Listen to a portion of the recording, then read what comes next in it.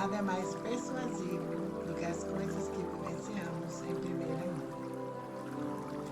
Podemos ter leitura, estudo e empatia, mas em geral não temos a menor ideia do que estamos dispostos a fazer, do que queremos e até onde estamos dispostos a ir, enquanto não passamos pessoalmente por uma experiência. Como disse Harry Truman, uma geração nunca aprende nada com a anterior, enquanto as lições não são marteladas em sua cabeça.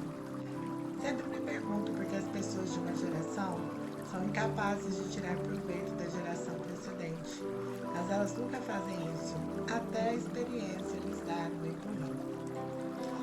Um tema importante ao longo da história é que as preferências são voláteis e as pessoas não fazem ideia de como reagirão a uma mudança extrema de circunstâncias até a vivenciarem por si mesmas.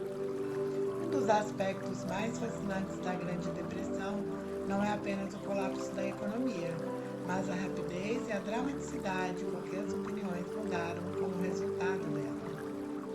Os americanos elegeram Herbert Hoover presidente em 1928, numa das vitórias mais esmagadoras da história, 444 votos do colégio eleitoral. Nas eleições seguintes, em 1932, ele sofreu uma derrota igualmente fragorosa. Teve apenas 59 votos do colégio eleitoral. Então, grandes mudanças tiveram início. O padrão ouro foi suspenso. Na verdade, a posse de ouro foi proibida. Obras públicas surgiram por toda parte. A ideia da aposentadoria por idade, financiada com dinheiro do contribuinte, não teve nenhum progresso por décadas, e prisões foram efetuadas no gramado do Capitólio durante a manifestação mais séria ocorrida após a Primeira Guerra Mundial. A Grande Depressão mudou tudo isso praticamente da noite para o dia, e uma ideia antes marginal, de repente, ganhou aceitação. A Lei da Seguridade Social foi aprovada em 1935 por 372 a 33 votos na Câmara dos Representantes e por 77 a 6 no Senado.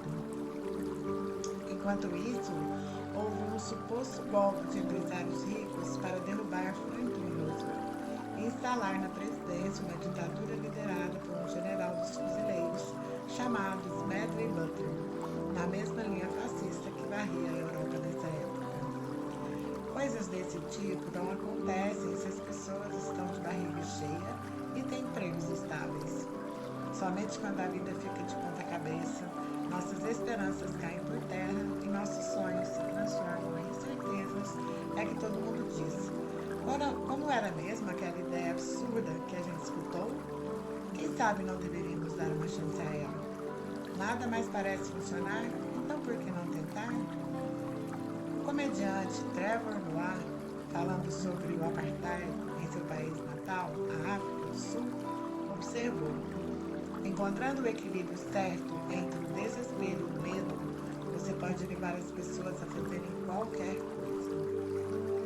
É muito difícil compreender isso e entender como reagiremos ao risco, ao medo e ao desespero enquanto nós estivermos no calor do momento. Em nenhum lugar isso se mostrou mais verdadeiro do que na Alemanha da década de 1930, quando a depressão foi precedida por uma hiperinflação que corroeu o valor da moeda. O livro What We Know, de Eric A. Johnson e Carol Heinz Holden, traz entrevistas com cidadãos alemães após a Segunda Guerra Mundial, procurando compreender como uma cultura tão avançada e civilizada pode mudar de forma tão drástica e cometer as piores atrocidades da história humana. Entrevistador.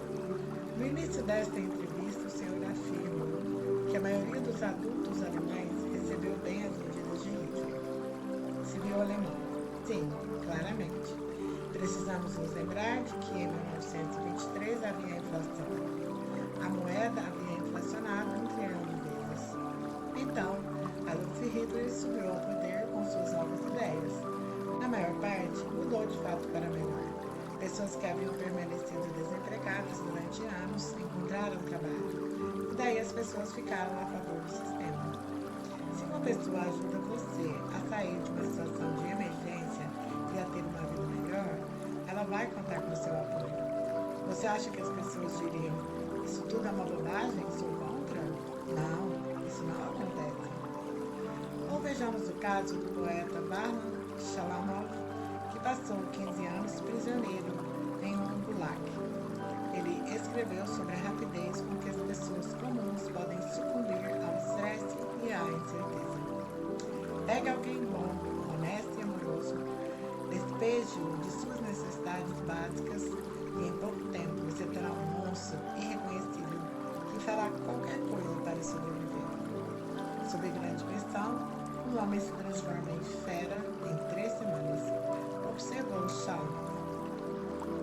O historiador Stephen Ambrose relatou como os soldados na Segunda Guerra Mundial terminavam o treinamento básico com o peito estufado de coragem e confiança, ansiosos por chegar à frente de batalha. Ao primeiro tiro que em sua direção, tudo mudava. De forma alguma, o treinamento podia preparar o homem para o combate, escreveu Ambrose. O sujeito aprendia a disparar uma arma e a seguir ordens, mas não havia como aprender a ficar deitado no chão, impotente, sob uma chuva de estilhaços em um campo varrido pelo fogo de metralhadoras. A única forma de compreender isso era passando pela experiência. Citei alguns dos exemplos mais extremos que existem, mas o fato de que pessoas sob estresse abraçam rapidamente ideias e objetivos que de outro modo rejeitariam deixou suas marcas por toda a história. Vejamos a carga tributária de 94% nos Estados Unidos após a Segunda Guerra Mundial. Impostos mais baixos haviam sido a plataforma econômica mais popular nos anos 1920, e se alguém sugerisse aumentá-los, seria rejeitado. Então, tudo foi de mal a pior com o flagelo duplo da depressão e da guerra. Em 1943, Franklin Roosevelt impôs um teto de $400 mil anuais aos rendimentos. O que ultrapassasse esse valor era taxado em 94%. No ano seguinte, ele venceu a eleição como George. O mesmo se deu na reviravolta para os anos Reagan. Em 1964, quase 80% dos americanos depositavam grande confiança no governo. Então veio a década de 1970, e anos de inflação elevada e alto nível de desemprego predispuseram os americanos a dar ouvidos a um político que afirmava que o governo era a causa de seus males, não a solução. A grande lição aqui é que, na verdade, não fazemos ideia de quais políticas defenderemos daqui a, digamos, 5 ou 10 anos. Dificuldades inesperadas levam as pessoas a fazer e achar coisas que jamais teriam imaginado quando reinava a calmaria. Nossas opiniões pessoais caem na mesma armadilha. Em investimento, dizer que serei ousado quando os outros estiverem com medo é fácil de afirmar, mas difícil de fazer, pois subestimamos como nossos pontos de vista e objetivos podem mudar quando os mercados quebram. O motivo para adotarmos ideias e objetivos que considerávamos inimagináveis em períodos de retração econômica é que em tais períodos não são apenas os preços dos ativos que mudam. Se eu tentasse imaginar hoje como reagiria a uma queda de 30% no preço das ações, visualizaria uma realidade em que tudo é como atualmente, exceto as avaliações das ações, que ficaram 30% mais baratas. Mas não é assim que o mundo funciona. Retrações econômicas não acontecem de maneira isolada. Ações caem 30% porque grandes grupos de pessoas, empresas e políticos meteram os pés pelas mãos, e suas asneiras podem minar minha confiança em nossa capacidade de recuperação. Assim, minhas prioridades de investimento talvez passem do crescimento à preservação. É difícil contextualizar essa mudança de mentalidade quando a economia prospera. E ainda que Warren Buffett diga para sermos ousados quando os outros estiverem com medo, é muito mais comum as pessoas concordarem com suas palavras do que tomarem uma atitude efetiva. A mesma ideia vigora para empresas, carreiras e relacionamentos. Em tempos difíceis, agimos e pensamos de maneiras que jamais imaginaríamos quando as coisas estão calmas. Chris Rock tem uma piada sobre quem de fato ensina as crianças na escola. Os professores ensinam metade, a outra metade vem dos valentões. E aprender a lidar com os valentões é metade do que você vai usar de verdade quando crescer. Trata-se de uma experiência real com o risco e a incerteza, algo que só conseguimos compreender quando experimentamos em primeira mão. Tenha em mente que isso funciona nos dois sentidos.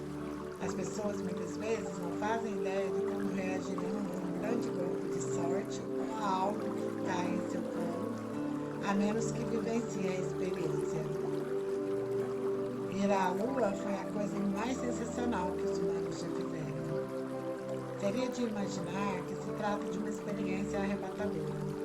Mas, quando a cápsula sobrevoa o solo lunar, Michael Collins vira-se para Neil Armstrong e Buzz Aldrin e disse: "É incrível como a gente se adapta rápido. Não parece nem um pouco estranho para mim olhar lá fora e ver a Lua passando." 3 meses mais tarde, depois de caminhar na Lua durante a missão da Apollo 12, Aldrin comentou com o astronauta Pete Conran: "Lembra um pouco daquela canção? Is that all there is? É só isso?" Conran ficou aliviado, porque no íntimo se sentia da mesma forma, descrevendo sua caminhada como algo espetacular, mas não monumental. As expectativas também se modificam e os parâmetros mudam mais rápido do que imaginamos. Collins afirmou certa vez a respeito de Aldrin: "Acho que se ele se ressente de não ser o primeiro na Lua, mais do que aprecia ser o segundo." Creio que nunca conheci nem soube de alguém de enorme sucesso que desfrutasse de toda a felicidade que alguém de fora esperaria. Isso não significa que o sucesso não possa resultar em altivez, contentamento ou independência, mas raramente é o que você pensou que seria antes de atingi-lo. Acho que todo mundo deveria ficar rico e famoso e fazer tudo o que sempre sonhou, pois só assim veria que essa não é a resposta para os problemas, disse Jim Carrey. Em parte, isso acontece pelo mesmo motivo que torna difícil prever nossa reação ao risco. Não temos como imaginar o contexto todo enquanto não o vivenciamos em primeira mão. Podemos nos imaginar morando numa mansão e desfrutando de uma vida esplendorosa em que tudo é perfeito.